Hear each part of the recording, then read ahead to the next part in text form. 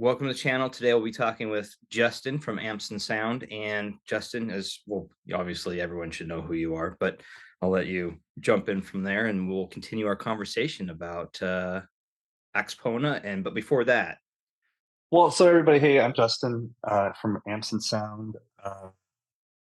I got asked recently an interesting question that goes like, "What do you do?"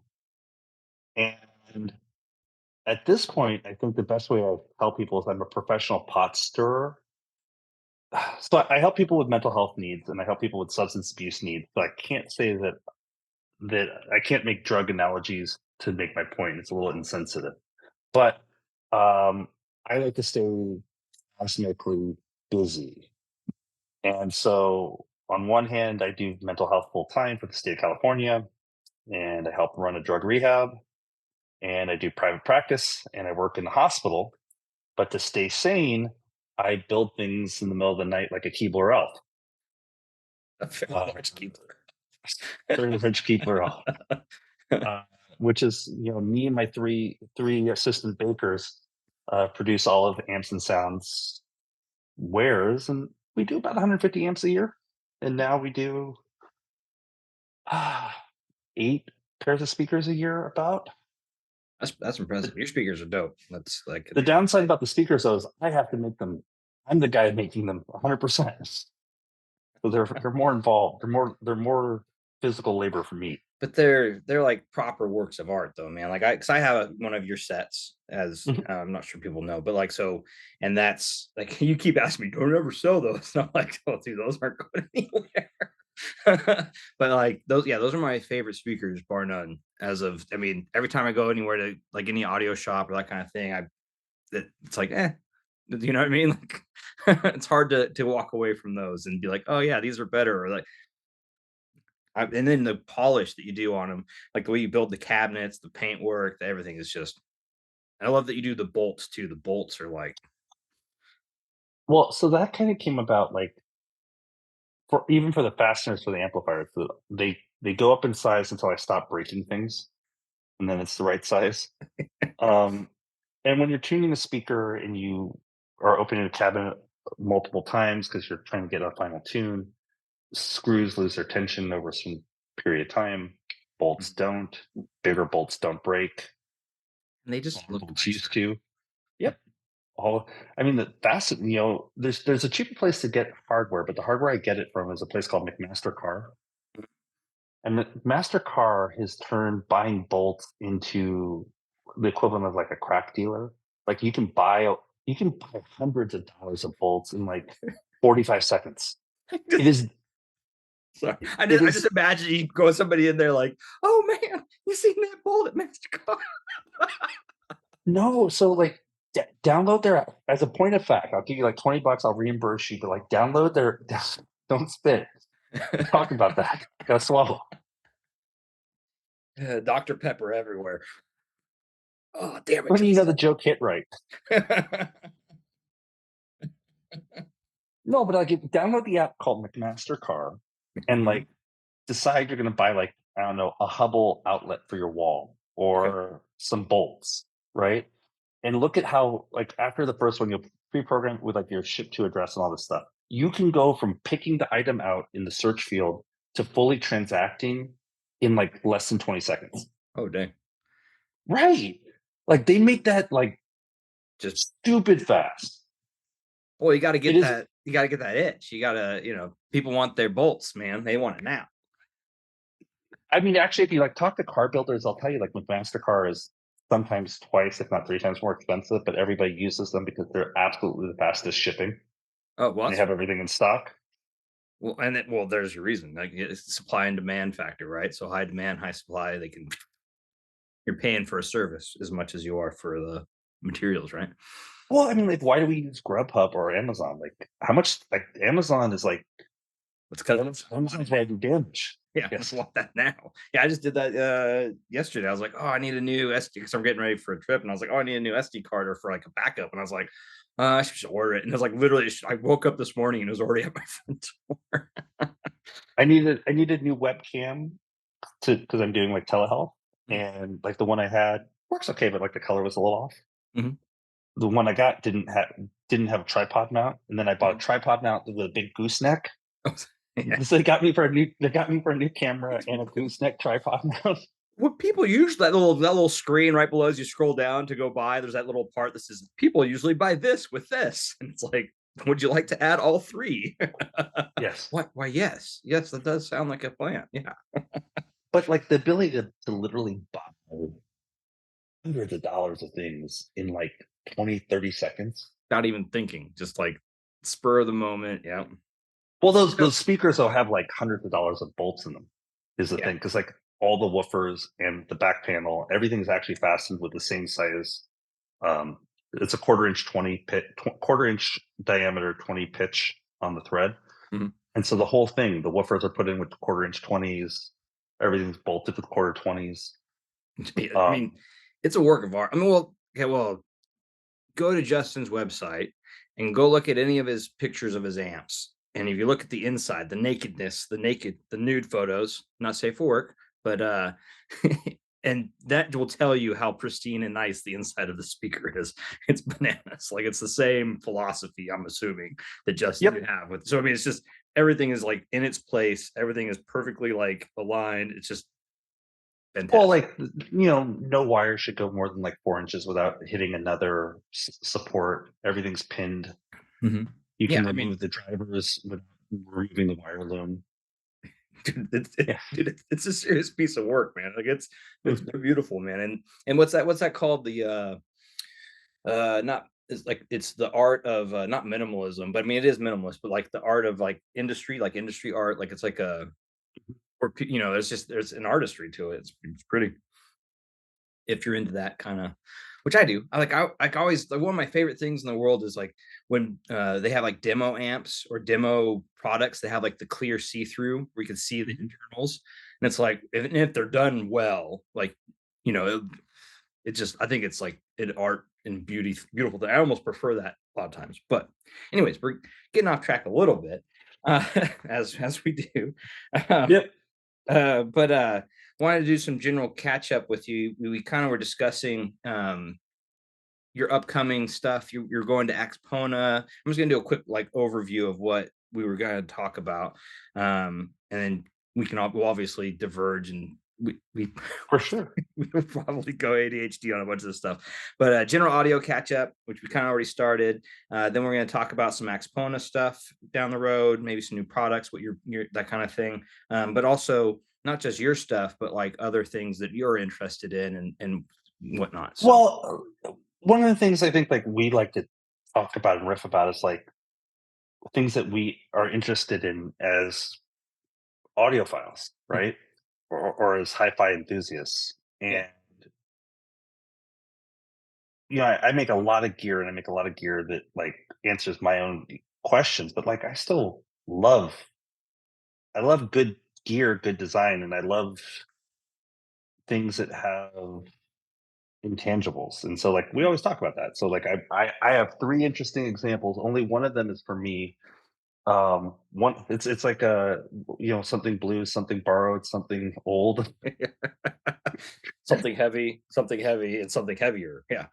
Yes, no, yeah, 2 of them are stupidly heavy. And only one of them's mine. We're gonna see just throws back out if we're not careful here.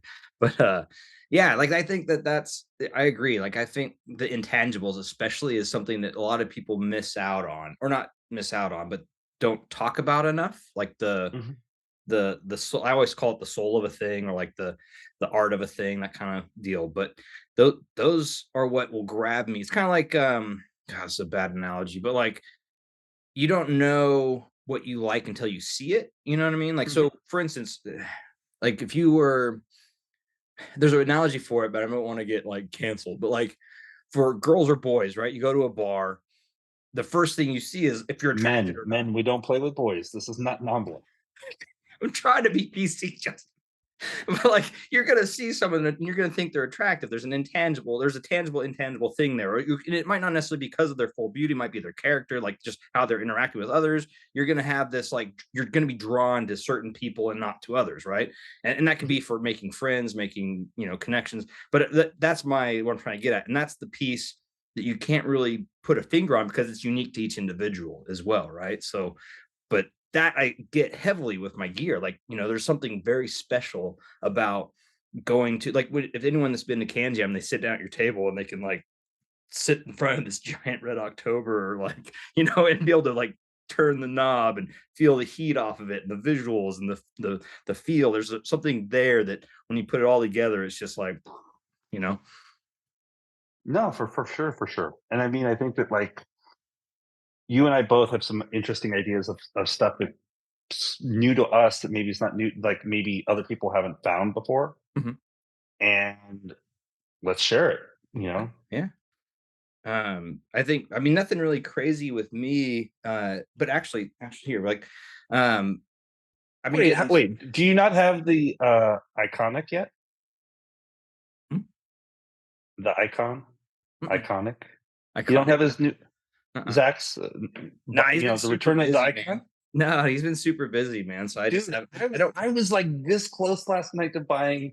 So the two headphones like I need to return to is like the Icon and then an Uh-huh. Ether 2. And I was like, they're both in the cart. Like I was so like I was gonna pause and I talk to Tyler first. I was so close to buying like headphones last night. He did just put out the, which is really dope, the Boca. So it's the new closed back portable, and he Dude, the has the new case for leather. that Yeah. badass. I was like, With the goddamn zipper? The zipper, the close up of the zipper. I was like, oh, I want that. Give me. Because he has the detail. So it says VMF Uh-huh. on the zipper, like on the metal tab for the Yeah. zipper. And it's like, and the zipper has this nice like bronzed look to it too. And I was just like, oh, that's so nice. 100%. Like, I mean, the headphones look great, but I was more taken by the case. That goes back to that whole, like, there's that intangible thing, right? We're also like, there's certain things you'll just be like, I need that, or that's nice. Like, I want, Um, Mhm. for example, is my buddy Chris from Grumpy Goose, or Okay. Music Yep. Yep. Creation. So he randomly sent me this thing. It was a while back, but it's like I have it in a couple of videos, but it's like this, like, if I can get this to focus here, but like it's this random, like, I don't think Chris told you really what that was for, Tyler. I don't want to know, man. And I asked him, I was like, all right, bro, this thing's gorgeous. Like, I mean, it is beautiful. Like the wood that he has here, and like it's Everybody exactly. tell Tyler what that's for. It's, I grabbed the wrong thing. I should have grabbed his stand, but it's too far away. I'm like trying to use the force to bring it to me. Like, So Christ. I asked him, I was like, what the hell is this thing? I mean, and I was like, he's like, what do you think it is? So I was like, Tyler, why does it flip down before it gets put at the base? it has nice little cushions on the bottom for the feet. Like, but he was like, so we were joking. He was like, oh, it's like, he's like, oh, I just had some extra wood and I just put it together. And I did this as a fun thing. And it's nice. I like holding it. It's a kind of reminds me, like, He I don't know. thought of you and sent you his extra wood. His piece was inspired when he had extra wood. Yeah, That's so awesome. Thanks, Chris. Love you, man. Let's see if I can get. Can give us if anybody can give Tyler a stick cartoon on that. Have you seen those on Instagram now? They have these stick cartoons that'll explain things to people. Yeah, they're hilarious. Oh, dude, I think I just broke my my Zoom by doing this stupid. Let me turn off my video, turn it back on. Oh, There we that's go. fucking hilarious. Oh, So, like, yeah, so this thing was like, it's a cool random, it's just well crafted. It's just this, but we were joking because like it's this audio diffuser, like it's an audio diffuser device. It diffuses the audio in the room. do you want an alternate explanation? No, I want to maintain my innocence, Justin. It starts with a D. And ends with a O. No, an R. It's an R. R. Okay, fair. I still don't. Words with friends.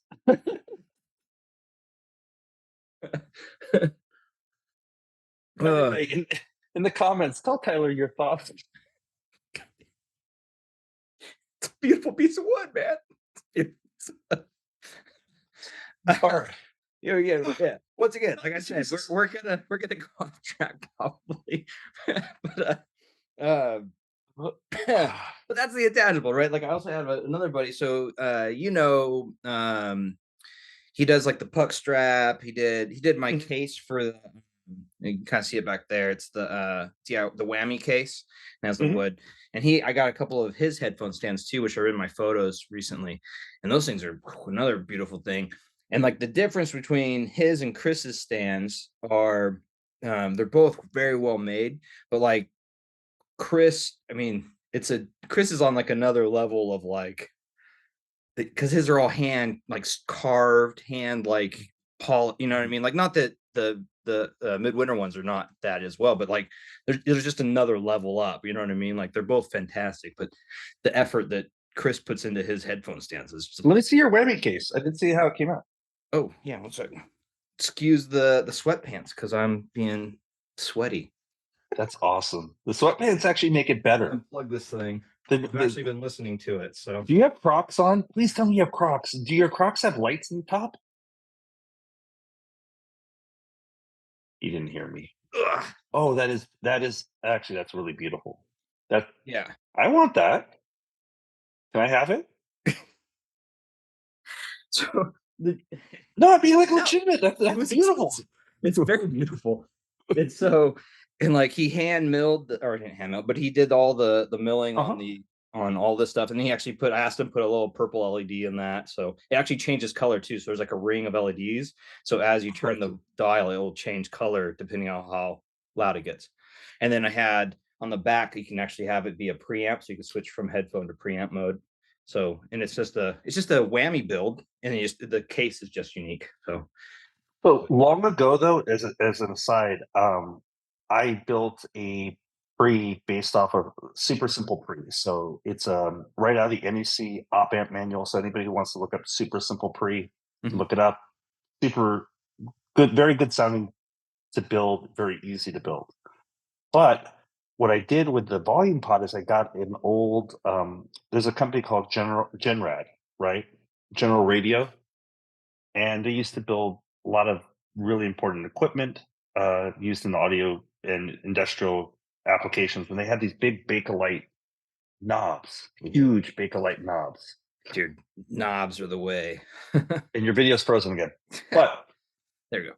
so it was a knob bigger than what you had, but it was like that. And what was Bigger than so my knob? I don't know, Justin. but what was so nice about it is that you could take one finger and just You know what's and just funny? just roll it across. And it was so sensitive as I rolled it, it just would change the volume. It just exploded. I don't know. It was so crazy. The volume just went crazy. Isn't that why you like your pre your whammies that it has such a It big does knob? have a beautiful knob, man. It's true.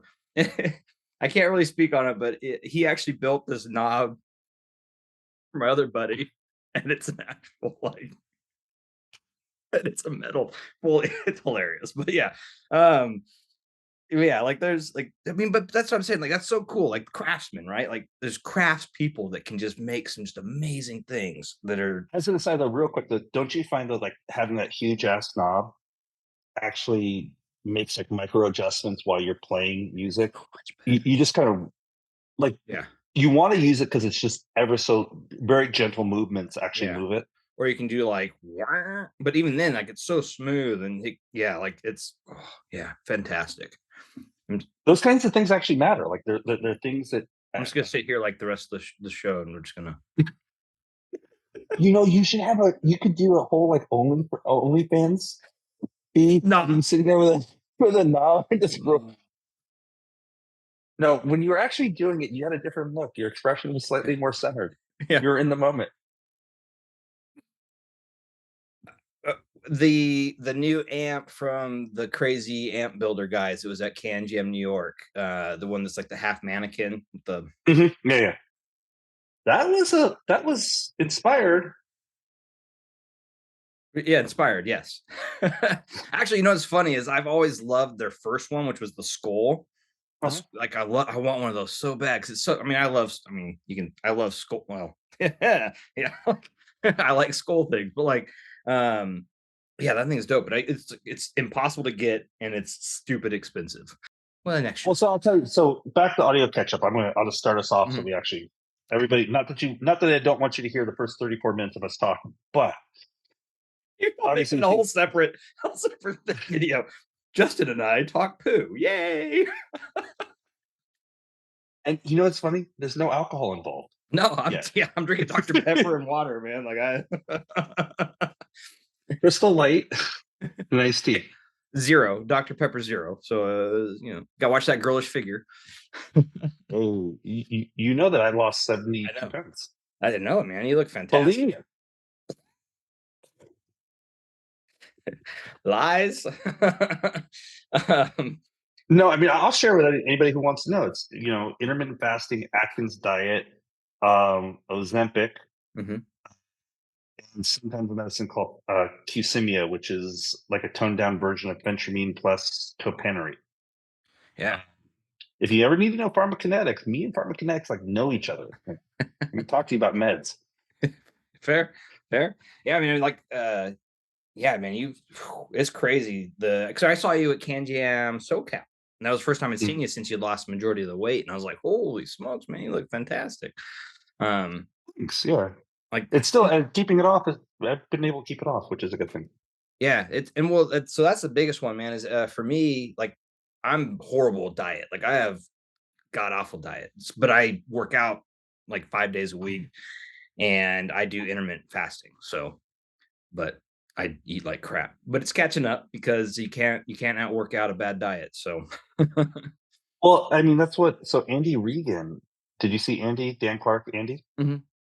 I haven't seen him, but yeah. Andy's Andy's lost like 60 or 80 pounds. Oh wow. He and I sat down and talked. He saw me. He asked, Mhm. did the same plan. And the advice I said to Andy, which for me at least has been true, is it's not how hard you work out. Because like I work out a fair amount. I coach volleyball for Mhm. my daughter 10 hours a week, and I'm like playing with them and stuff like that.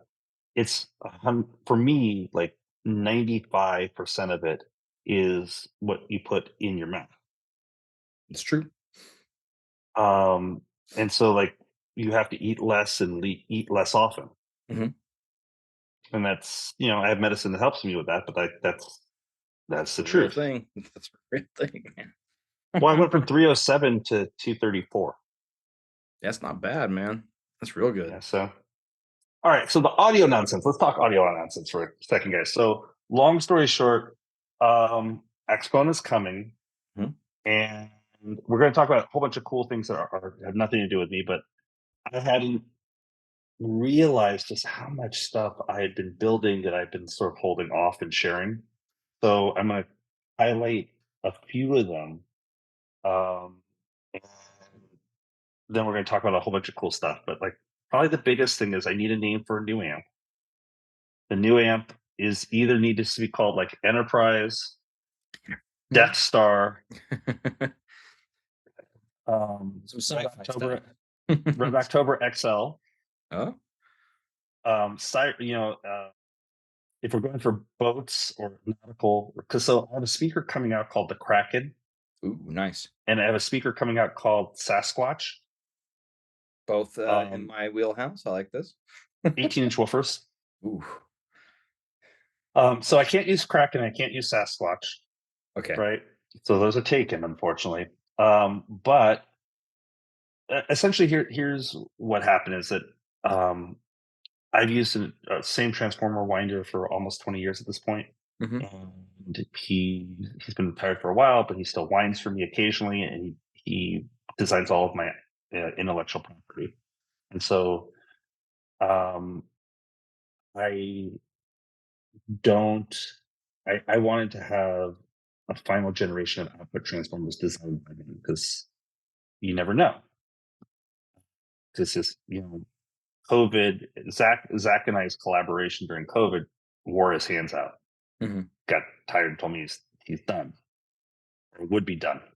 Um, And so for the better part of a year and a half, 2 years, we've been working on an output transformer uh, development cycle.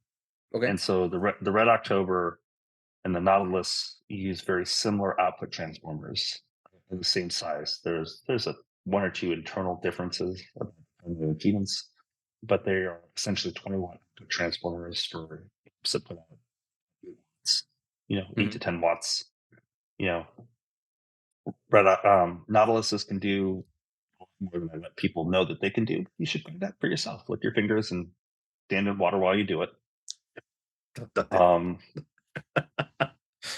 well, I mean, just I can tell you that they run bigger tubes than but you have to have the headphone. Like people will try to use ginormous tubes, the biggest tube like KT-170s as an example, with 98 dB efficient 300 ohm headphones, and they're like, why is it not absolutely dead silent with the 10 watts that I'm putting on it at this exact moment? So Science. if one needs a bigger, headphone, like if you're using a Sespara or a Stealth that wants big Like power, Antek's or so like something that just sucks up power like then nobody's business. big, big tubes make sense. So Mhm. that's like the Nautilus is, so these are 20-watt output transformers, and as an output transformer goes, they're like that. Yeah, and they have fairly big hands. And the Red Octobers are the exact same size. They're just a different primary impedance, slightly more optimized for the 300B. So the Gen 4 output transformer is a 30-watt output transformer, which is more like that. Okay. So, like it's the difference between a softball versus a miniature basketball that you play in like the office. Mhm, mhm. Exactly. If Like that makes if that at the carnival. You throw them at the like the ones like the yeah. basket, like Mhm. Yeah, I know what like exactly, they're wiffle the mini ball ones. basketballs, yeah. Yeah, They're like the 2 not like this, not like this. I mean, not like this. They're softballs, like, it's yeah, larger than a big softball. right. So the goal was always not to make it for more power because it's a 30-watt core. Mhm. The goal is to make it to use the space inside the transformer for like more interleaving, and interleaving allows each winding to be more interconnected, greater frequency extension, tonal depth, lots of good, not much bad. Um, I didn't think anything about size. If you order, it's like ordering like fugu. Like, of course I want fugu. Bring me fugu. And then they go, here's the waiver before you eat the fugu. If you die, it's not our fault. Whatever, yeah, just bring me the food. So, no, it's like doing a hard stop when you get the waiver. It's like, so the Transformers came and it's like, oh, that may not fit. That's bigger. That's like a lot bigger. And so, um, how do you optimize for that? And so the chassis got thicker and bigger, Bigger, and a stronger, few better. layout options, and the power supply got a little bit bigger. Mhm. And so we have the XL, and I'm going to lift it up in a second. And Tyler was laughing at me a moment ago, about 30 minutes ago, because we have two things to show you that are like stupidly heavy. I'm And just waiting for you to be like, "It's just be so heavy." so this is sort of like showing, pretending that my 4-month-old child is not a 4-year-old child kind of size difference. I'd say more like 4-month-old to 10-year-old, but sure, yeah. So most people know like a Red October. A Red October is like 17 and a half inches wide. This is now 19 inches wide. The Red October Only came in at what, like 50, 60 pounds, right? Yeah, this is like 75 pounds. So the chassis is thicker. Transformers are a lot heavier. Um, some good stuff. But I'll show it to you. And the first unit has been built and is ready for CanJam SoCal. And I plan to build one or two more before then. So Mhm. I'll show you guys what it looks like. Next is I build big amps, and I think that I like big butts. I can't lie. I like big amps. I tend to like as long as it fits on a rack. Mhm. Um, I think that they're theft proof. I mean, no, yeah. Well, I mean, actually, what I would say, like, and I didn't think about is if, like my pre's effing ginormous and heavy. Um, in a world where people change out equipment at a really, really, really high clip, having equipment that's so heavy that's uncomfortable to change and it makes you slightly more comfortable in like your decision doesn't actually bother me. Um, because I do like the idea of someone owning it for long periods of time. Mhm. Um, and I think that it kind of lends itself to that idea because there's so many good like speaker choices that work with these amps. Um, so there's that idea. But I wanted to design something that was more power. Like I'm almost always a decidedly single-ended guy. On Mhm. my two-channel lineup, I build these big, powerful, really bespoke mono blocks, and they're expensive. And I wanted to find something that was like moderate power while still being really interesting in its form. So I used to make an amp called the Stereo 15, 15-watt push-pull EL84s into 12AX7 and like an ECC 99 or 12BH7 or 12AU7. Fantastically good, really reliable amp, good frequency extension. So I decided I wanted to put it onto a metal chassis because I think the metal chassis, especially with the tube cages that I've been doing lately, really have a high value proposition for people. And so at Axpona, I've sold my soul to the devil to get this done in time. Um, I'm doing my own room, which is the first time everybody's going to get to see like my idea of speakers, my idea of amplification, my idea of a pre. So you get to hear like Amps the and house sound. sound. House sound, yeah. Yep. Room 550 at Axpona, and SME supplying a table, and a Relic supplying a DAC, and Cat from SME is going to be spinning vinyl with us, and it's going to be really, really amazing, really interesting, unique cuts with Mhm. stories behind them about the Nice. mixing process and what we have. Really custom step up transformers because I, as a transformer guy, I got into building custom step up transformers, so custom step ups for the moving coil cartridges. Mhm. And so it's going to be a really nice, um, one hopes, taste of my frame of reference when it comes to sound. All of that said, though, so we have my big pre. First Mhm. thing I ever made with a remote is going to be there, uh, and then we're going to have the Black Pearl Okay. 300B stereo amp, Things and then gorgeous. Hudson speakers, which are three-way horn-loaded speakers that are So you're bringing really, your whole setup. and we are.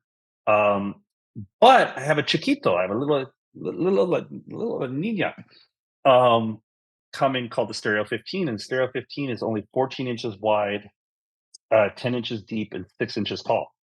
Only. That's what like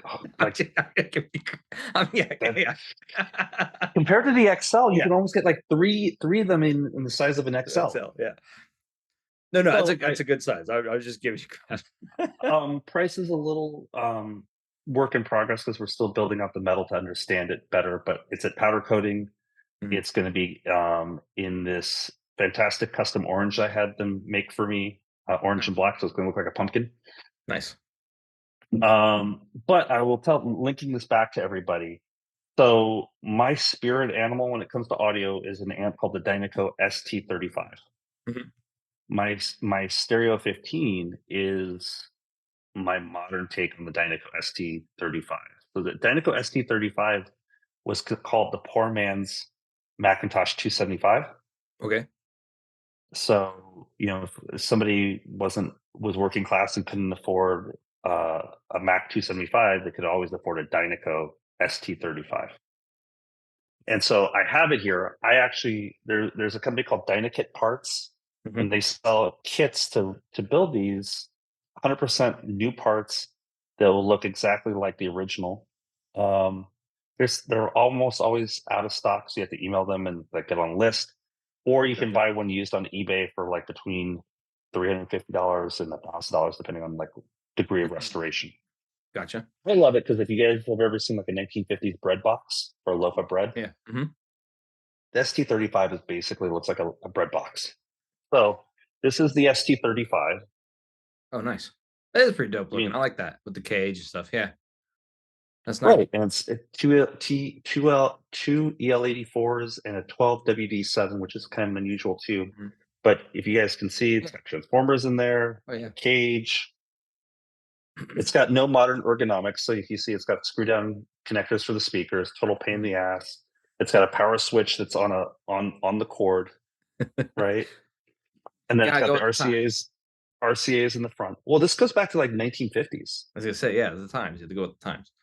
But if you want really good sound, really, really, really, really exceptionally good sound, buying one of these used off of eBay and buying like a set of Tenoys or buying a set of Lothers, because Mhm. Lothers come back out into the market, or buying like if you go to Matasound and getting the full range driver kit from Matasound, where it's like a Fostex driver and a horn loaded enclosure.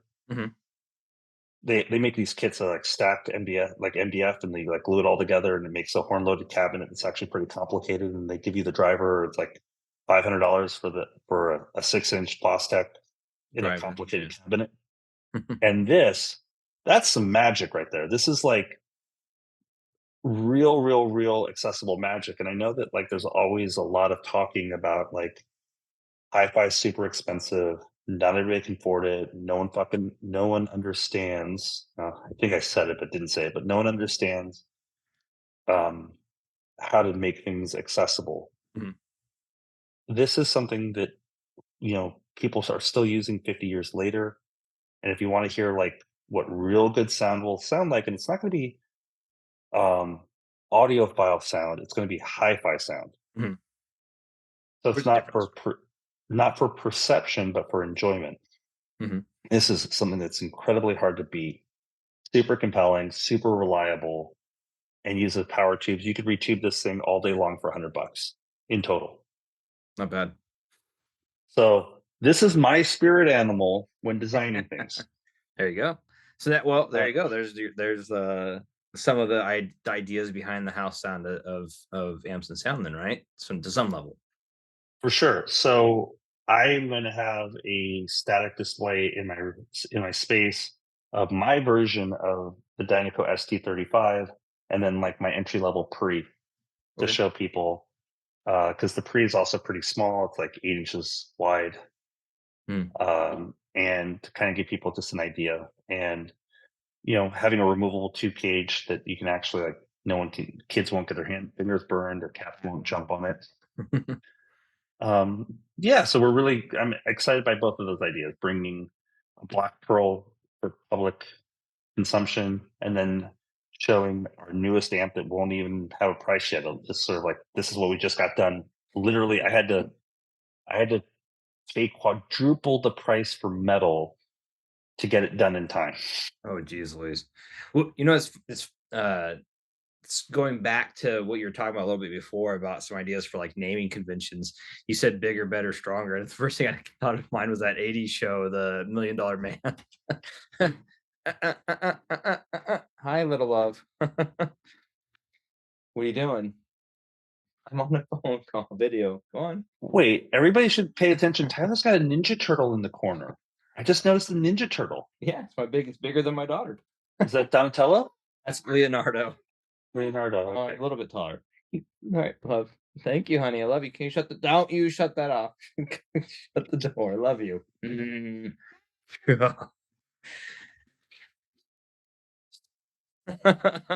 Terrorist. Domestic terrorist. Seriously, in my house.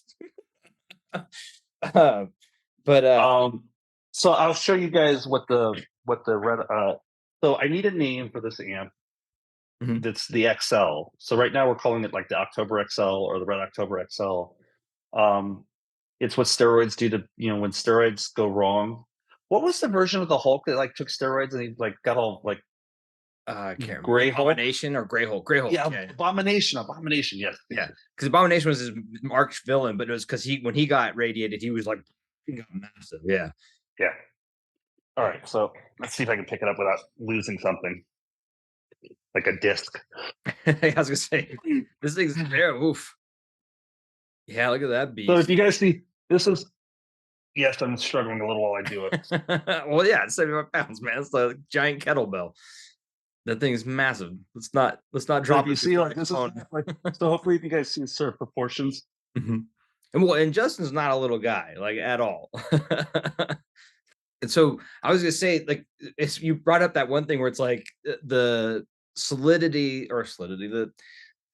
the weight of it, right? It's so big that it makes people actually compels them to want to hold on to it longer. It's a funny story I have because when I got your speakers in, I think I've told you this before. I put them in, but I put them in the house before my wife got home, and I had to like, You I kid, was like actually, I remember. manhandling these giant speakers, and I got them in the house, and she comes home like a couple hours later, and I'm just sweating on the couch, just like. I just freaking hauled ass, get them off the pallet, get them unwrapped, and like manhandled like by myself into these and she goes upstairs, she comes back downstairs, she's looking around, she goes does it in the kitchen thing for a little bit, and then she comes back out, she's looking around, she starts to go upstairs, she comes back, she goes, what are those? Like it took her a while to figure out like what was amiss because I had like redone everything, like I made it look like they've been there forever, and I was like, oh damn it. And I was like, oh, Justin sent me these speakers. And then I was like, if you can move them, I'll get rid of them. She's like, I can fit inside of these. No, why am I going to move these? I was like, I guess they're staying then.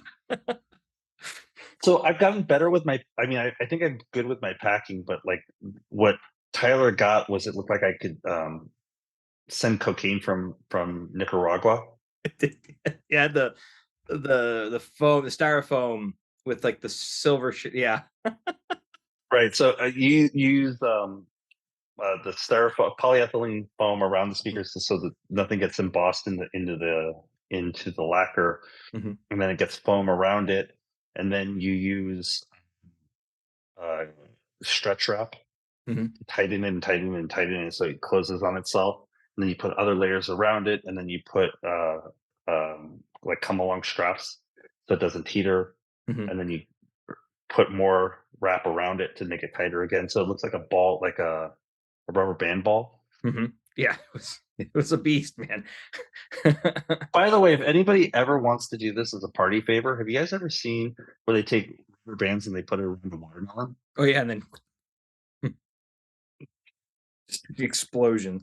I think we should do that at Can Jam though, like as a team building exercise. Can you imagine if like everybody like here's your rubber band Everyone gets rubber band as they walk in, and they have to and the one person explodes because they have yeah, there you go. I was gonna say everyone gets, and whoever gets the last band that actually breaks whatever you're breaking, you win. That would be pretty good. Yeah, marketing uh, ideas. well, yeah, there you go.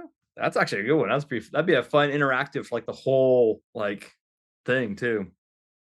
But yeah, man, like I was gonna say, like so that the the Red October XL is the kind of the temporary name for now, right? Like it's but I mean, I think there's something to be said about like the Stereo 15 because it harkens back to me building the Stereo 15, so it's very similar to the original circuit. Mhm, Lot of changes, but a lot of similarities.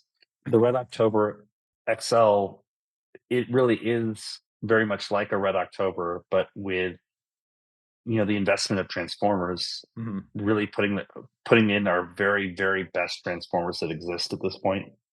okay. And there's only two amps that have the Gen 4 transformers, which is the 300B mono blocks, which people don't know about, that are in my listening space for me. I was gonna say, if you've seen any of your more recent videos on Instagram, you'd see them. Right. And then the XL.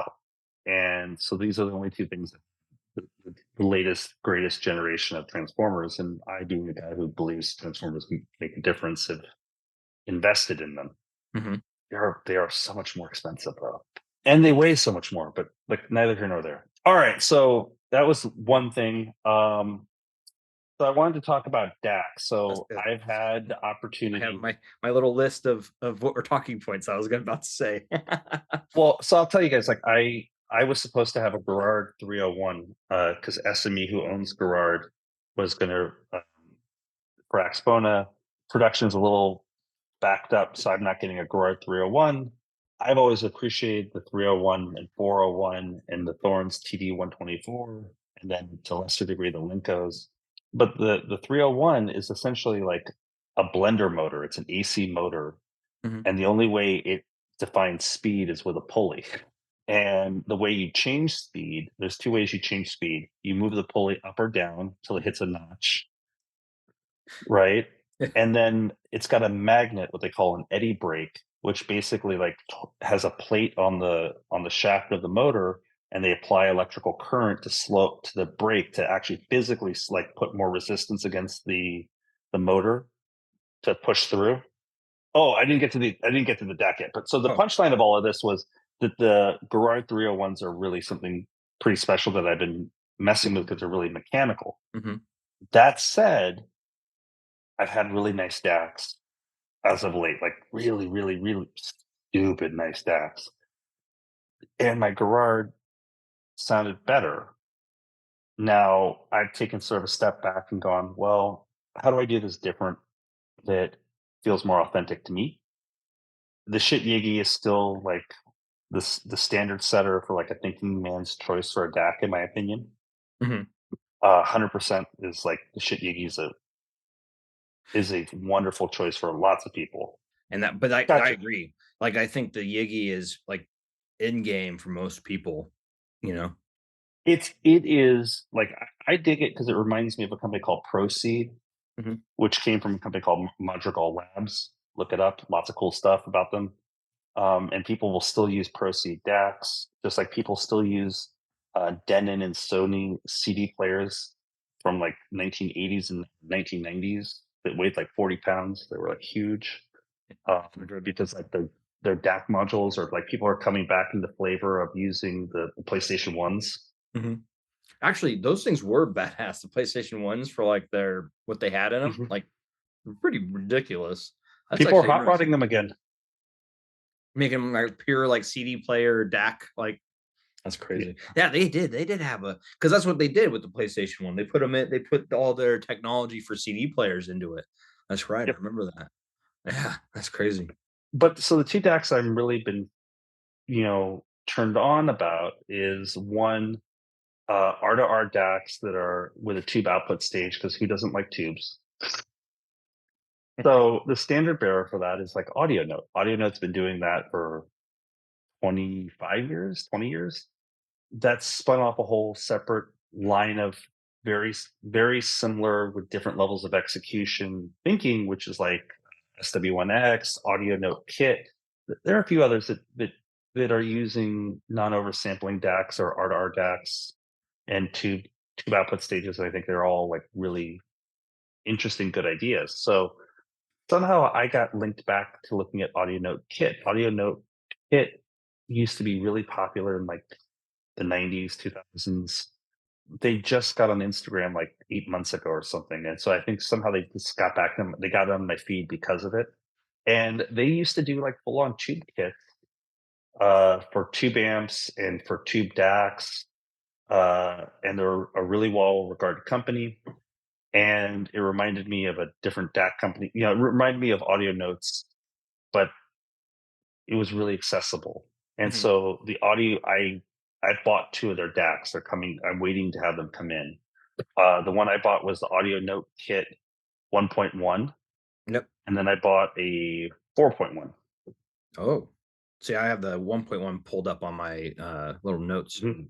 well, notes, my phone. Yeah, the thing looks dope. I like it. Or no, maybe, or did I get it? I don't remember if it's a 4.1 or a 2.1. It doesn't matter.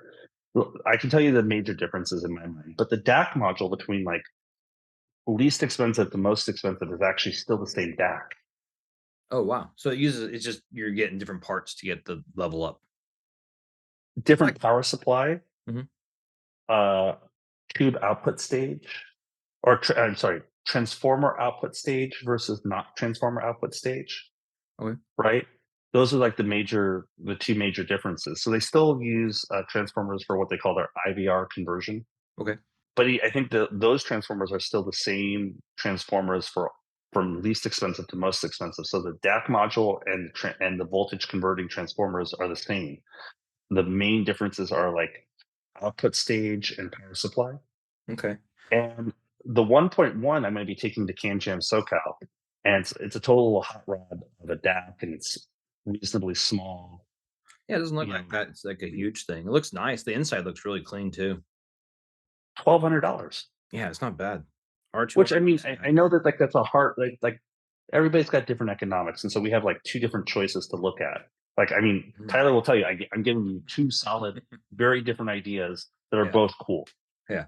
But like the 1.1 gives you USB and SPDIF, Mhm. and it's got a tube power supply and it's got a tube output stage. Yeah, And it uses circuit boards, but they're like hand wired between them. They're yeah. super Like nothing just, surface mount. Yeah, that's what it looks like. That thing is a monster. That is like yeah. super cool. Mhm. They're really clean looking. Yeah. And if you can build a bottlehead, you can build. If you can build a bottlehead, you can build that. You can Mhm. build that. Their documentation is exceptional. I wanted to go back to a style of conversion, which was not me chasing total bandwidth, but me chasing perhaps tonality and understandability. So, I something to look at is the AMK tube DACs. I think that they're incredibly good.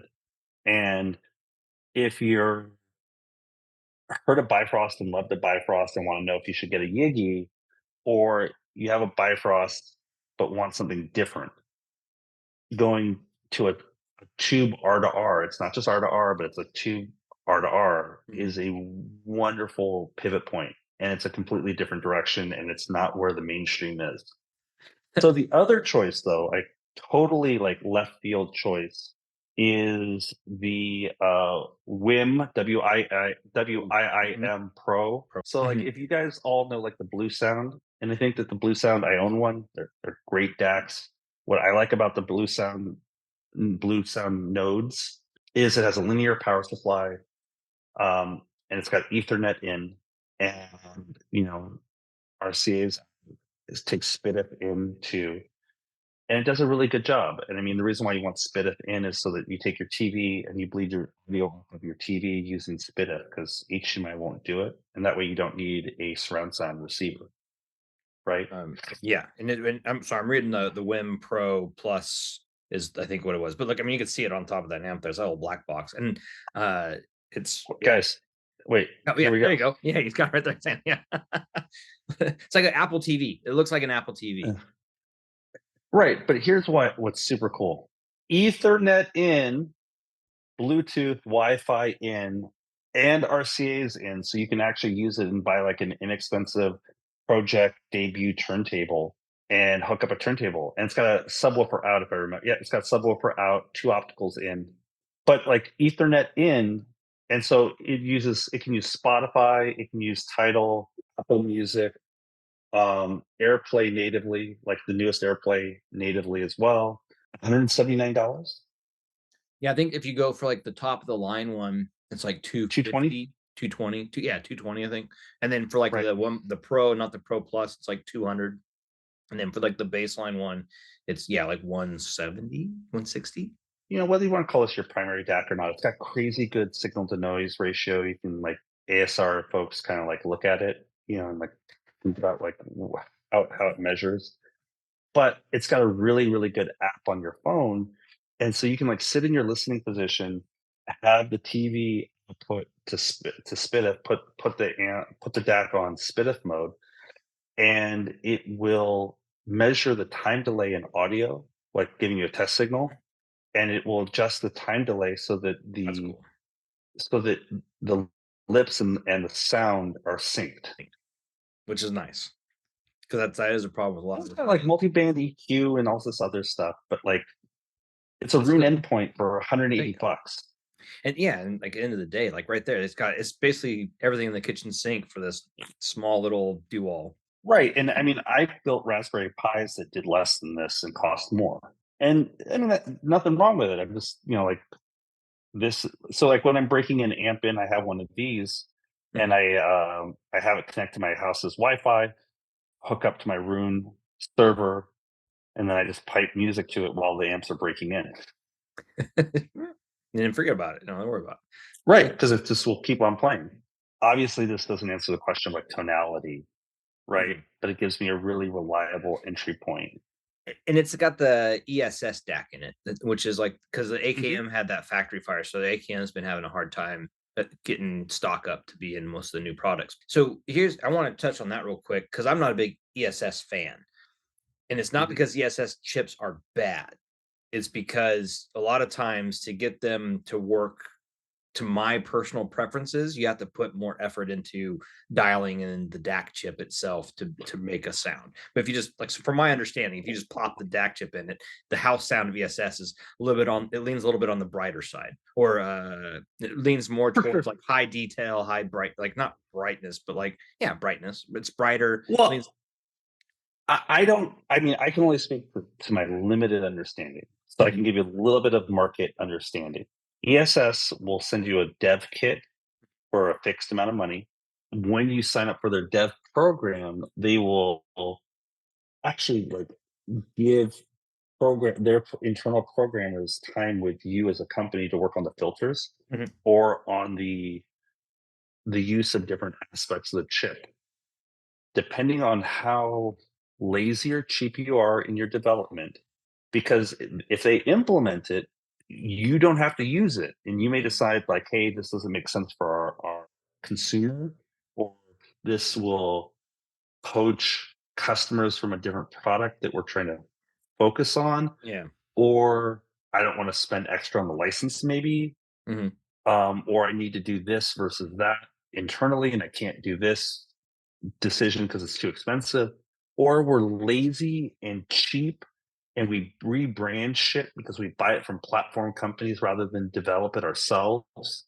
And as such, even though ESS would give us programmers to actually very, very intimately mhm. modify their platform to have a unique sound for each company that's putting a chip that uses them, very few companies are willing to put the engineering horsepower Mhm. behind using their chips. Agreed. Yeah, because I've heard ESS that are like fantastic, like that I've actually really Mhm. enjoyed. Like, but there's a big chunk of that market that's just like we just said, they just don't put the effort in. It seems like it's more like off the shelf, just pop it in there. And Well, I mean, I so Sam Rosen, who's a reviewer and a friend of mine, said something that I'm gonna butcher how he said it, but I think he explained it in a way that made sense to me. Like Relic, which is a company I like, mhm, uses an ESS chip. mhm, But they really only use it as the delta sigma function of the ESS chip. They turn off every other aspect of the chip and they put in their own like caching and their own management software, and they do all these other things. So all they're using it for is like the quantitative the delta brain. sigma conversion, for which the chip does really, really well.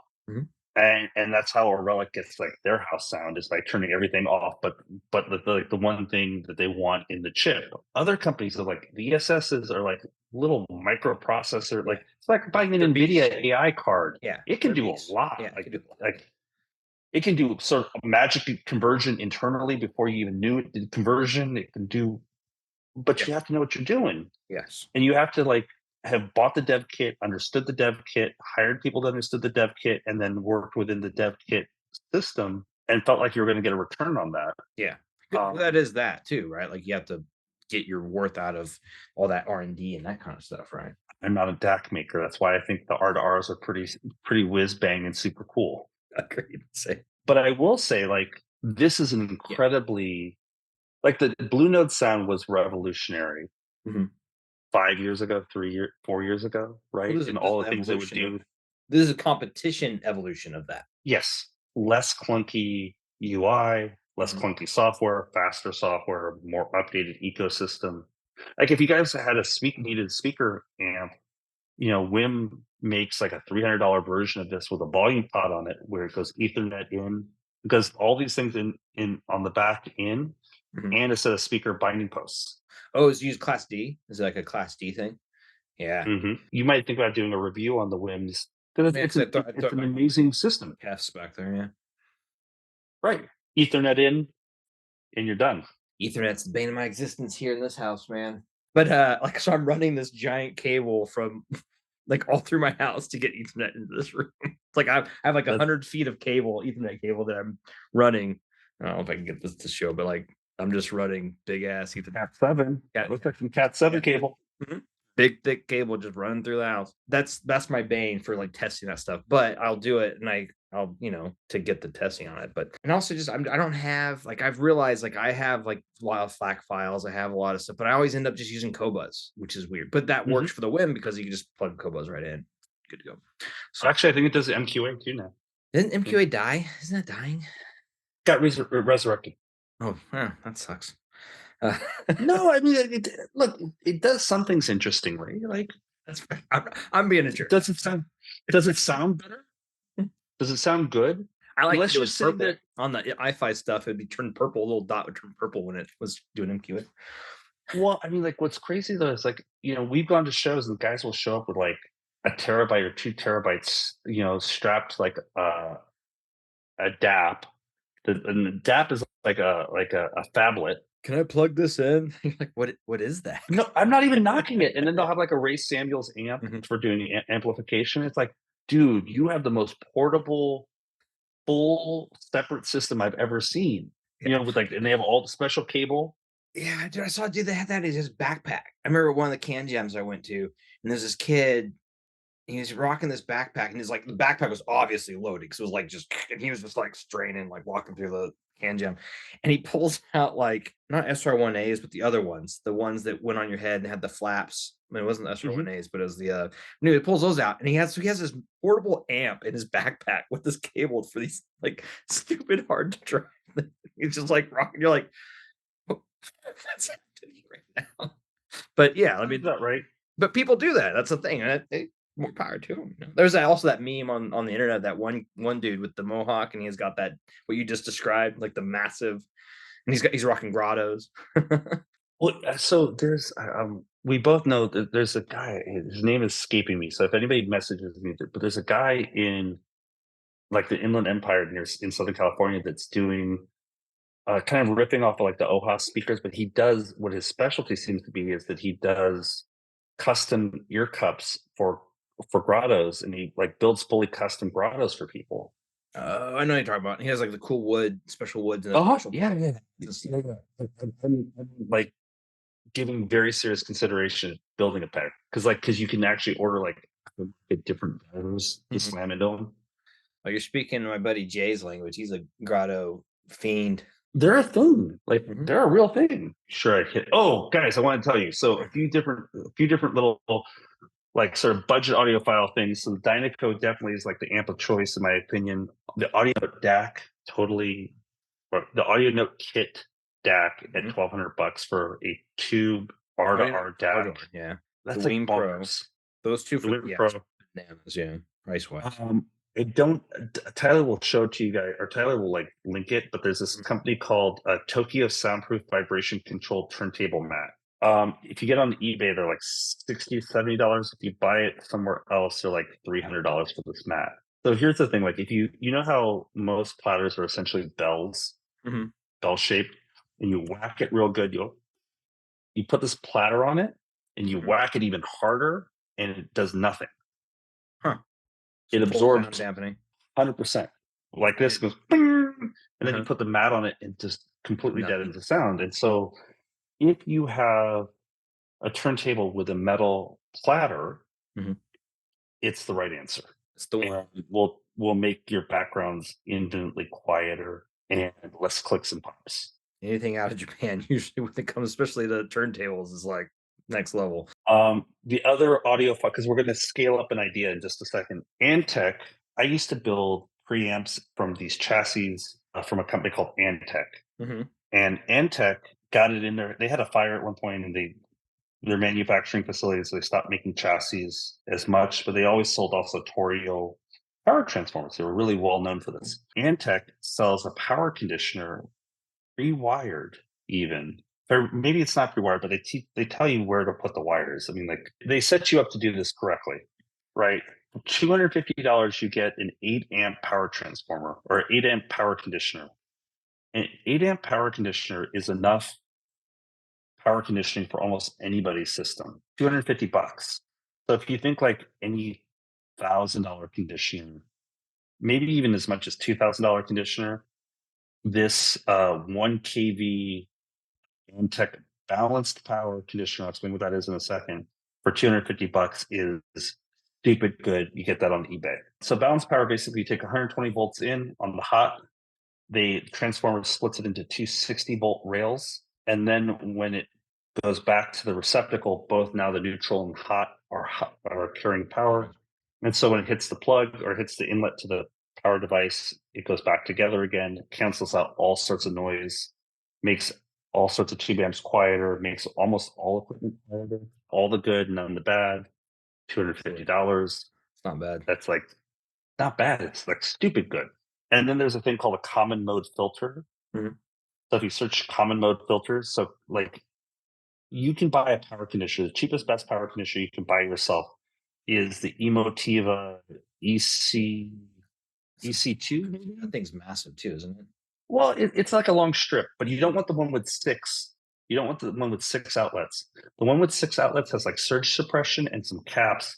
The one you want is the two outlet version, still just as long, but it's only two outlets because it has a common mode filter and it does DC offset. Yeah, okay. The DC offset is super important for like solid state equipment and tube equipment too, but like solid state equipment really loves it. So it's like $150 or so. It's an amazingly good. You can even use that in combination with the $250 balance conditioner. So you put the DC offset one from Emotiva first, and then the balance conditioner after. You'll have the equivalent power conditioning of at least a $2,000 conditioner, if not more, for about $400. Some of the very best power conditioners do that. So I have a friend named Terry Marshall, quite famous in the audio recording industry. He loves Antek 604s. Terry comes from a very famous mixing studio and mastering studio. Has made his own line of power conditioners. His power conditioner, I'm going to show it to you, is in of the industrial vein. So it's the kind of idea that you would put it either in the corner of your room and then you'd run like a strip, like a Emotiva 6 outlet unit. So you'd run this big power conditioner right next to your wall outlet, and then you run like a 6-foot cord to your Emotiva 6 outlet strip that has the common mode filter in it. And that's all the power conditioning you need. So Terry's conditioner is essentially like that, the Antek unit, Mhm. but instead of the Antek unit is a 1 kV, is a 5 or 7 kV. It's huge. Yeah. And Tyler saw me try to carry this thing. Again, I mean, like I can bench about 180 pounds, 200 pounds, generally no problem. This thing is difficult. Justin likes big things. I don't know if you noticed. I'm right. Tyler and I were lamenting like this thing has It has like wheels. someone was more stupid than I when building something And my of a first size. comment was, "Are they from Texas?" And Justin's like, "Actually." Yes. But he's such a sweet, nice man and smart as get out. So I'm going to show it to you guys. I'm going to have to bear hug it. It does not pick up. It has industrial casters. Mhm. If that gives you an idea, It has wheels for a reason, Justin. it does. So, but if you think about like the Emotiva 2 outlet power strip, amazing thing. The Antek 1 kV unit for $250, super amazing. Again, that's a size thing. Terry would tell you that the bigger the conditioner's power they can take, the better off it is, the quieter it is. I think he's probably right about that for sure. So I'll show it to he you. follows the Justin philosophy. Yeah, I mean, I think he beat me. He did. It's pretty big. All right, so let's see if I can do this. Bigger is better, as they say, right? The bigger is better. Don't die on us here. Yeah. Go ahead. It's fine. Yeah, I was gonna maybe So, just put on just the thing. Yeah, there you go. Look at that. so everybody, I'm Beast. going to spin this around a little so no one laughs at me too hard. But Yeah. can you see that well enough? Yeah, it looks good. Just dense. It's just this giant box, man. Wow. Oh, it's fully potted. So Mhm. like there's no moving parts inside, nothing wiggles or jiggles. Mhm. It makes everything like stupid quiet, actively quiet. Like I tell people that if you need pixie dust to fix your power problems, it's a PS audio power plant, Mhm.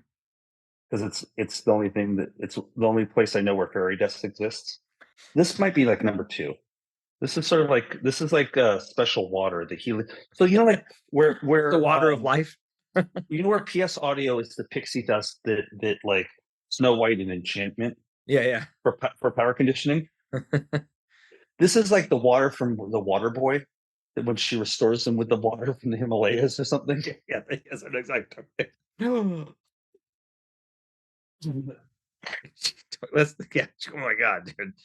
Like that thing's so it's like kettlebell like heavy, right? Like it's one of those things where it's like surprisingly heavy for the Yes, so it's surprisingly heavy, and yes, it weighs like 60 or 70 pounds or in this more. in this thing that you're just like 1 foot by 10 inches by 10 inches or something. yeah. So that's a very like that's not a massive box. Like that's a but it's heavy as all get.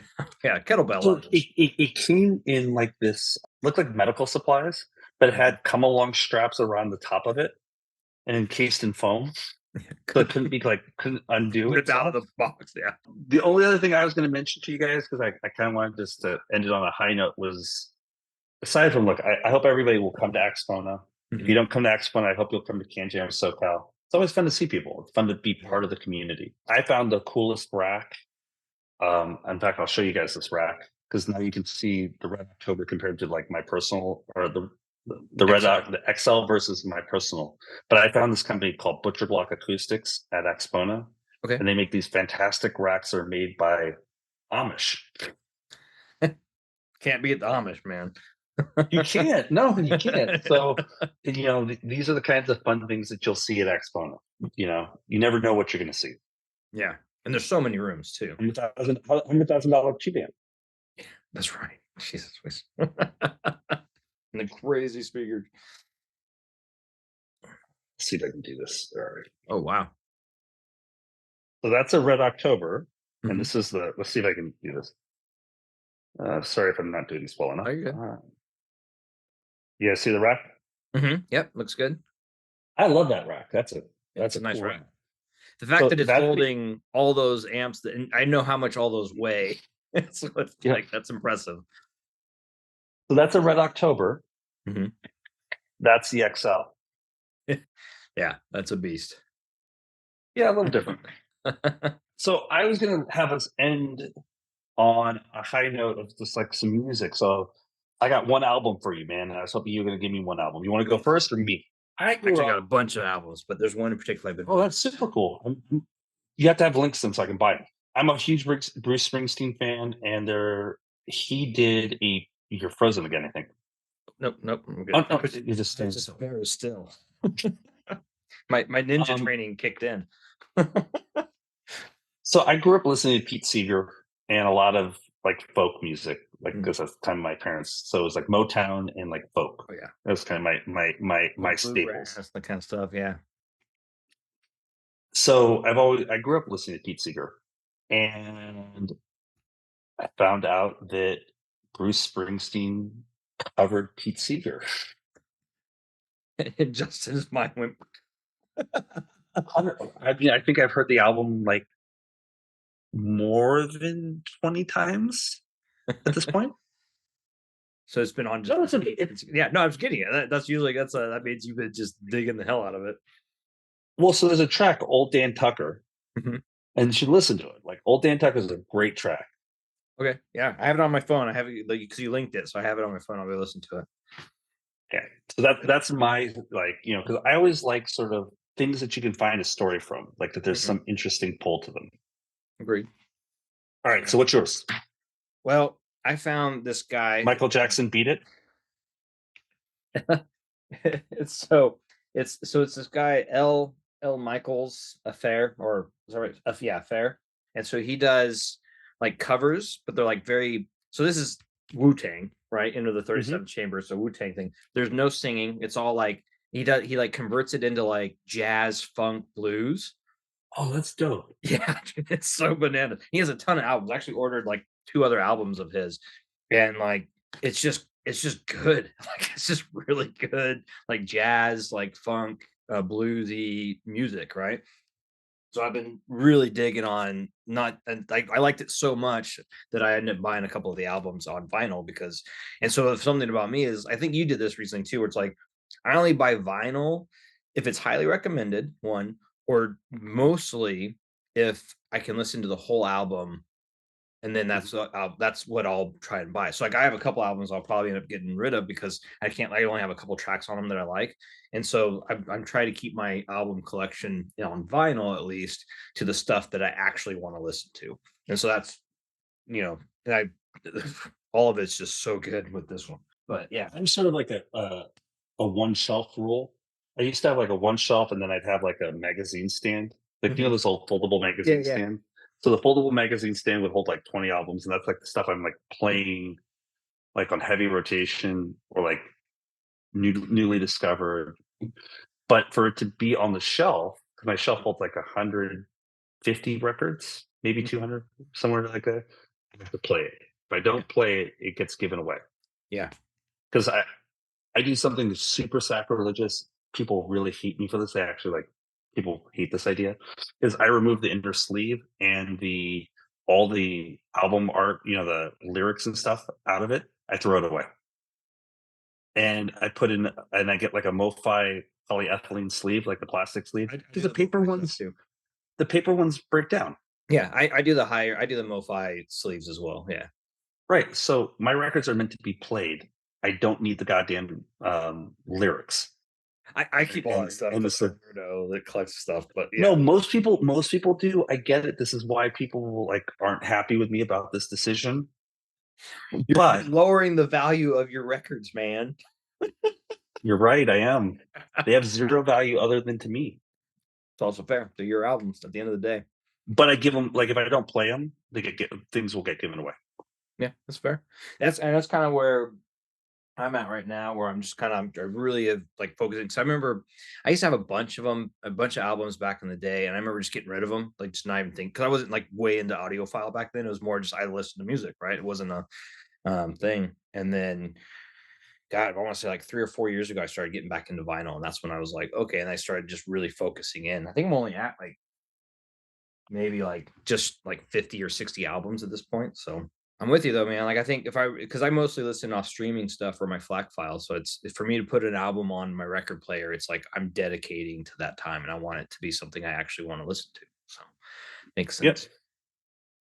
Yeah. So that stuff. And then I also joined VMP randomly because there was a couple albums I wanted, and then I just haven't stopped. And then so that's Is gonna that the start Columbia House? Yeah, Vinyl Me Please, and so, like, they do good stuff, but it's like it is like a subscription thing, and so I started Mhm. doing that, and mostly because there's a couple albums that I wanted from them, and to get the better deal, you had to become a member, and then you get the free out you're not free, you paid for it, but, like, you get the first one you want, you can just do it, so it just made sense to be a member, but I'm doing that for now, and actually got a hell of a deal. I just got a bunch of records from them for they had this deal. It was like a 50% off deal, but then they had like another 25% off Valentine's code. So I got like so I got like 7 albums for like less than $100 of like high quality vinyl records that I've been like, oh, I need those. I want those albums. Like they're like Mhm. Nina Simone sings the blues and like classics that I actually truly enjoy that I grew up like listening to with my dad and stuff like that. But yeah, that's kind of where I'm at with vinyl as well. Like stuff, keeping it simple, keeping it where it's just things that I want to listen to. Makes total sense. Very cool. What's your table right now? I just have the what's underneath the ZMF handkerchief, but it's just a Fluence RT85, and I have like the So that product, does that have a metal platter? no, I have the Those classic acrylic? acrylic. Thank you. I have the acrylic platter with That's the way nicer. blue. I have the blue Ortofon needle on there. I think it's blue Ortofon. I think that's the Mhm. one. 2M blue? Mhm. Yes, yes, that's the one. Yep, yep, yep. But I'm looking at other stuff. Like I really want to start because that was like my entry table to get back into vinyl, and that was like highly recommended at the time for like an entry level one. But I'm looking at I want something a little more fun, a little more unique. Like we talked about before, man. I want something that I want to be compelled to use. I want you know what I mean. I want to look at it and be like I want to use. Well, I mean, So the Garrard 301s are super compelling because there's no electronics on it. yeah, I was looking at them. I was actually I had them on my I pulled up the wrong thing, but I have them on my little list, or so our little chat and stuff. I have them all in here. Here's how you build a 301 from my perspective. Considering that I have two in the workshop at the moment and I have two that are done, I might know a thing. You buy a 301 on eBay, the motor, Hmm. for between $1,500 and $2,000. That's what it runs. Hmm. It's from like 1955, 1957 to 1970, 80. And it's going to need to be restored, or you're going to need to restore it with some elbow grease. And the elbow Hmm. grease is pretty straightforward. Like there's a few companies in England, like the lots of the parts are held together with springs. Hmm. The springs can be replaced. They're not expensive, and they're not. If you've Yeah. ever taken apart a carburetor and changed the jets on a Oh, yeah. carburetor, it's about that complicated. Yeah. It's not So you easy, but definitely not hard. well, like if you've ever removed a spring, and how do you put a spring back without breaking Tensioner. it? Yeah, a Right. good tensioner. Well, for the heavy duty stuff, but yeah. And then there's a bearing, and the bearing Mm. you take apart, you clean, you re-grease, and you put it back together. Mhm. And then the next questions are sort of like the speed is controlled by a pulley or the brake. And Mhm. so if the pulley's the wrong speed, there are companies that sell different sized pulleys to make the speed more correct. So you can get way in the weeds. So what you're saying is it's another audiophile rabbit hole. They like go fine Well, tune. so the short version is like you can take a motor, buy it, and fix it up yourself like a VW Beetle. Hmm. And then you put it into a plinth that you can either make yourself or buy. Hmm. And then you get a tone arm and you can align it and drop it in. Most of the plinths that you buy are set up for two sides with 9-inch arms or 12-inch arms. Okay. If you're trying to control costs, you get a plinth that is set up for a 9-inch arm. There's 1,000 different variations of used 9-inch arms from like $150 to $10,000. As turn And there's as audio world goes, yeah. right. And if you buy or have someone lend you this thing called a Fikert gauge, alignment jig, you Mhm. can figure out exactly how far away it needs to be To get for the where you put the tone arm in the right spot. Or like they have these like if you buy a well-known tone arm, there's companies on eBay that has these like little discs that go right on top of the platter. And Mhm. then it's like, put the tone arm here. And they've done all the math for Magic, you. yeah.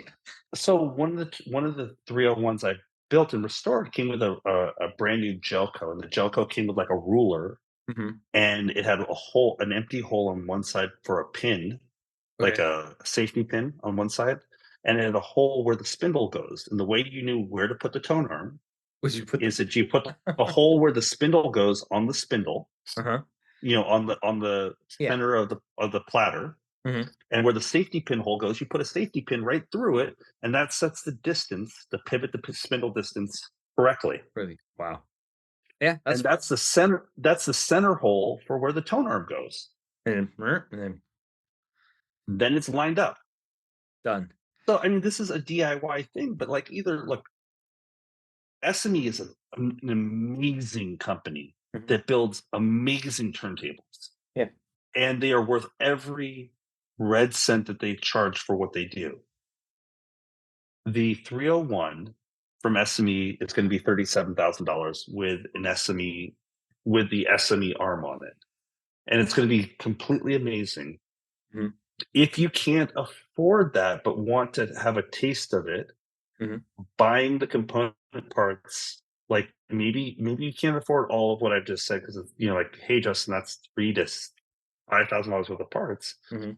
I'd say yeah, but you can afford $1,500 worth of parts this year, and you can afford $700 worth of a plinth next year, Mhm. and you can afford $700 worth of a tone arm next year. Yeah, And because you have Endgame. right, this isn't. I think a project debut is everybody's high watermark for an entry level turntable, Mhm. and it is a wonderful piece of equipment. I've owned one. Okay. Mhm. That said, I think that if you want something that is compelling, even with beating out the most sophisticated DAC I'd ever owned, and I mean, I owned a $30,000 DAC. Okay. It doesn't happen for free. It Yeah. doesn't have to happen. It doesn't have to be prohibitively expensive, but like you can do it at level Mhm. with a little like people turn VW Beetles into Porsche killers. So I'm just saying, like, if you want that kind of value proposition, like the DAC, the Antek audio note kit DACs is Mhm. definitely a taste of that where you can just buy it pre-built. They have them as a kit or they have them pre-built. Yeah, yeah. But if you want a turntable and you want truly bespoke old school idea, here's a truly old school idea that you can wrap your head around. You don't have to have an engineering degree or Mhm. a computer science degree to service it. Mhm.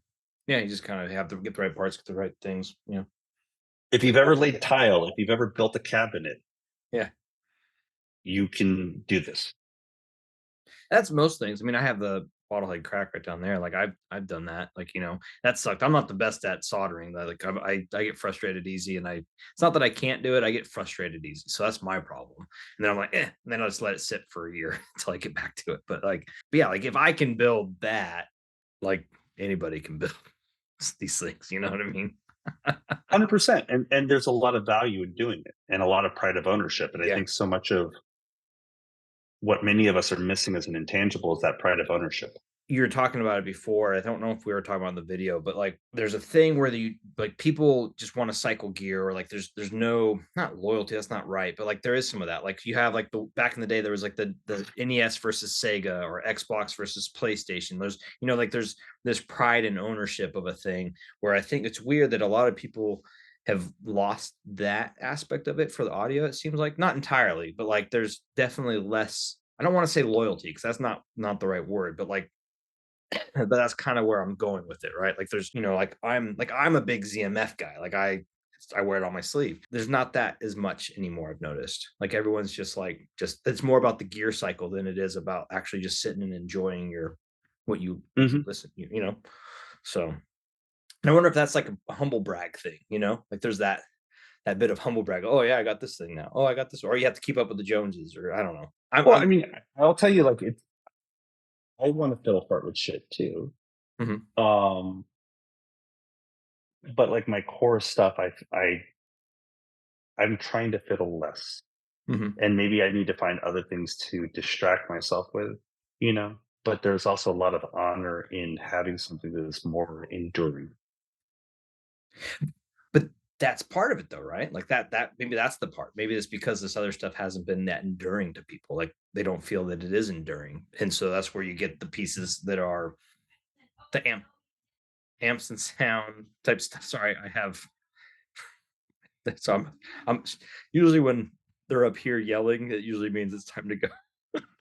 But like I don't know if anybody heard that, but anyways, um but like Oh, that, like no, right. you did not. Yeah, the Hampson sound stuff, like there's maybe that's it, right? There's these bespoke, like the ZMF stuff, the ETA guys, like the guy people that put their passion into things, right? Like that gives you more ownership in the sense that this was built for you, not for you specifically, but like hand built. This is built. This is you, like this is unique to you to some level, right? Like, um, so I think that's missing a little bit from Well, I mean, and I guess we'll close it down after this, but Mhm. I'll say, like, it is harder to love things that are divorced of ownership. Yeah. And whether everybody loves me or Zach or Dan Clark, Mhm. everybody can point to Dan, Zach, or me and go, I know that asshole who built it Mhm. or Yeah. conceived it or nurtured that idea. Mhm. There's a soul, there's a Um, passion behind it. There's a there was a definitive this decision making that went into that was yours and were theirs, or you know what I mean? Like there was like a definitive singular. What well, you and it said it wasn't before. it You wasn't you built by build it to committee. fix it. You built something for a solution that you wanted for your solution, and then you put it out to the world. Like that's cool. That's exactly the way it should be, right? Like I don't know. You said it better Yeah, than but like that, but well, Rick Rubin actually says something to the effect of like the greatest expression of love is art that you do only for you, and when you're done doing it for you, you extend it to others. Mhm. But like death by committee is terrible, painful too. You ever sat in you ever sat in a corporate meeting room Oh, Oh yeah, making decisions about things. just do it already. All right. You have family. I got dinner. Yeah, Man, it's nice to catch up. yeah, always, man. And We you we gonna keep do Can saying Jam this. SoCal? Can I'm Jam doing my SoCal? best to do Can Jam SoCal. I'll be out of town for Expo. Axpona is a horrible one for me because it falls right on the wife's and I's anniversary and her birthday and some other people's. So it's like a horrible time frame for me.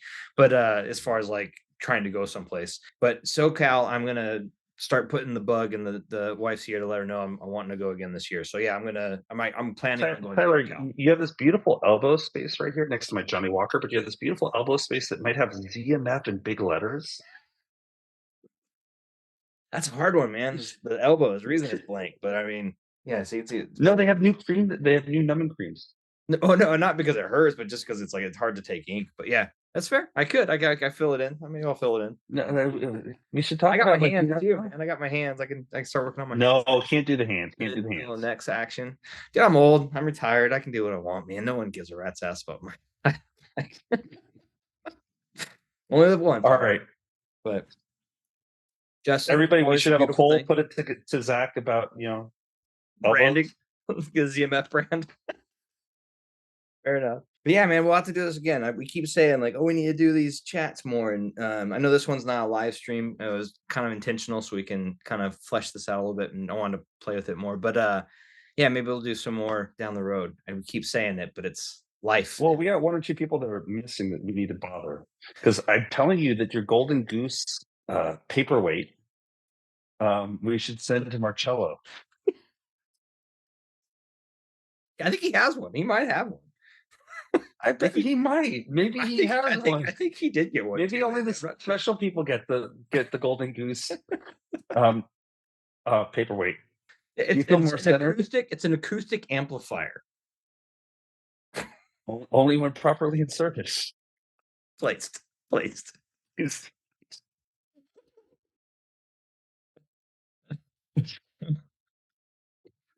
On that note, Justin, have a great dinner, and hey, everyone go check out his booth at Axpona. He's going to have his whole lineup. It's going to be the amps and sound house sound. So he's got some dope stuff there. So go check it out, and let us know what you think, and we'll catch everybody on the next one. Justin, always a pleasure. And I'll let you, anything you want to say sayonara, or you're good to go. You guys just listen to some good music, have some fun. Fair enough. All right. Well, with that, Justin, have a good one, and we'll catch you everybody on the next one. So cheers, everybody. Thank you for joining. See you, man. And bye-byes.